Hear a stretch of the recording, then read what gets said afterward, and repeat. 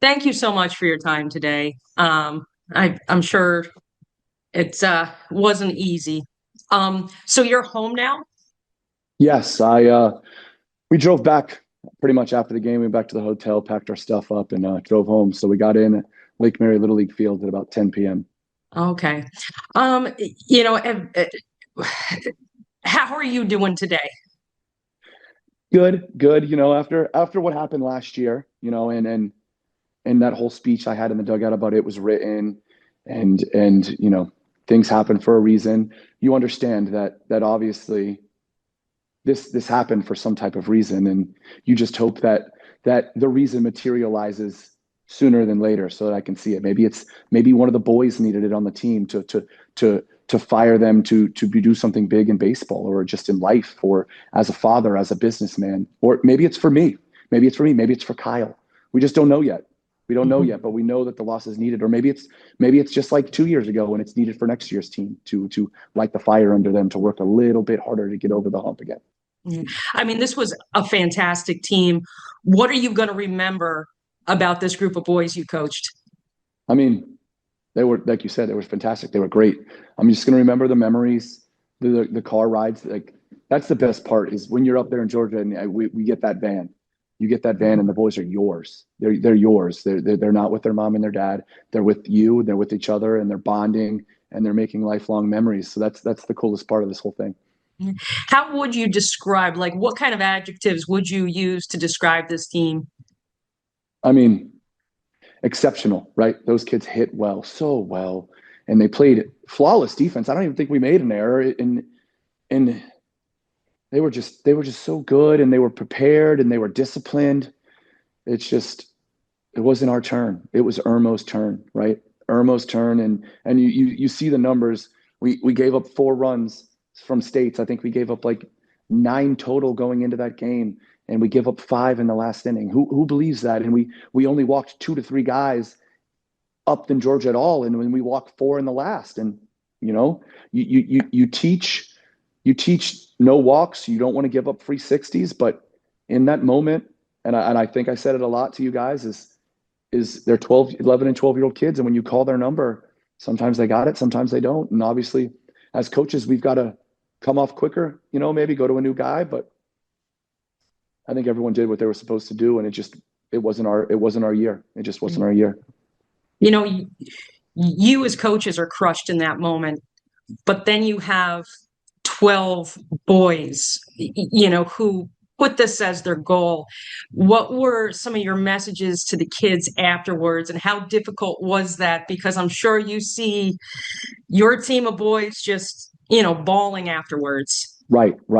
Because I'm sure in their brains it was all but over, and then to get it just taken from them, right? And then we tried to coach them in that of like you got to take it. It's never going to be given to you, and maybe in that moment they took their eyes off that for a second, and South Carolina Irmo seized that opportunity, but we just told them. I just told them that it this happens for a reason. Something later on in life is gonna come up, and you're gonna understand why this loss happened. It was needed for this group. Why we don't know yet, but you have to keep your head up, and you've got to win with some type of class, and you've got to lose with class. You've got to be able to march forward after losing, and dust yourself off and get better at whatever you have to get better at.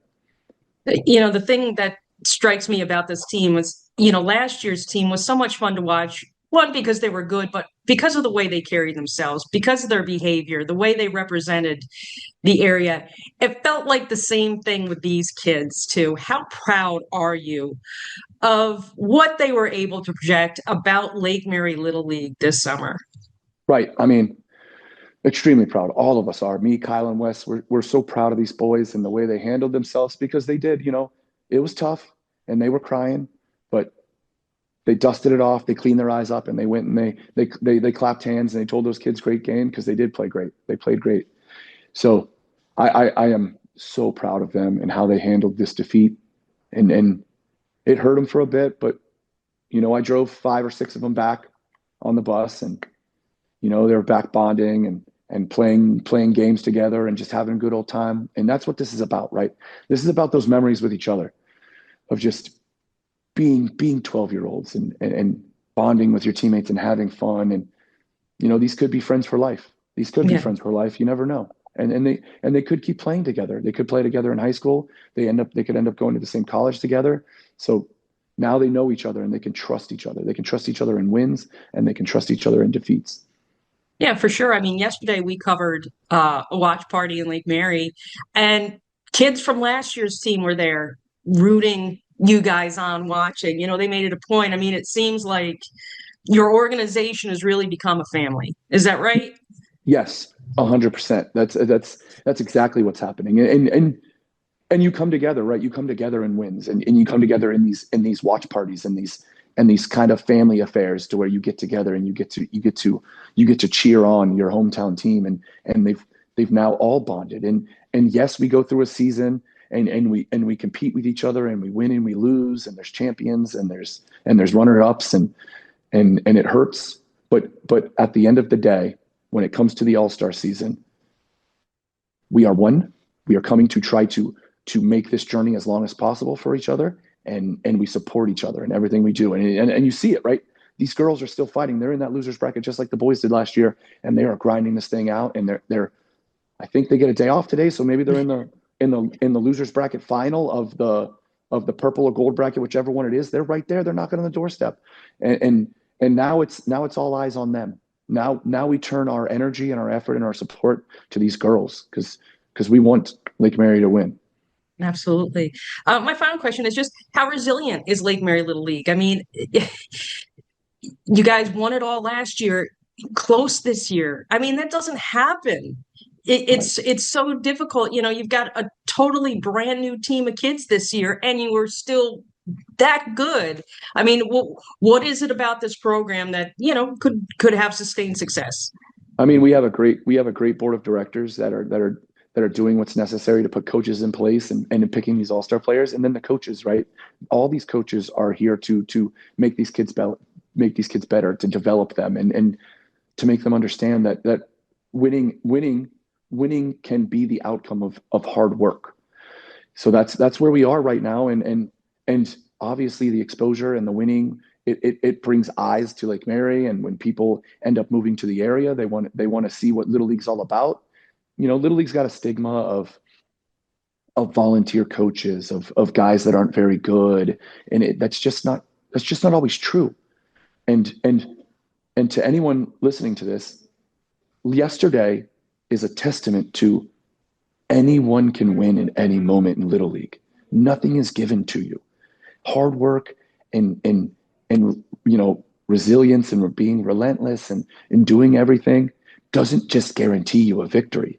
You've got to get 18 outs. And if you don't get the 18 outs, the other team can win. And it doesn't matter if they're not as good as you on paper, if you would beat them 99 out of 100 times or 9 out of 10 times. That doesn't matter. It's that one game and that one game in front of you. And this is what Little League's all about, man. It's the great that's what makes us all come back and coach. That's what makes us love this game. That's why this is the greatest. This is the greatest tournament. This is, the biggest, most exposure filled summer for all of these kids because things like this can happen. Absolutely. Coach, thank you. We can't wait to cover you guys next summer.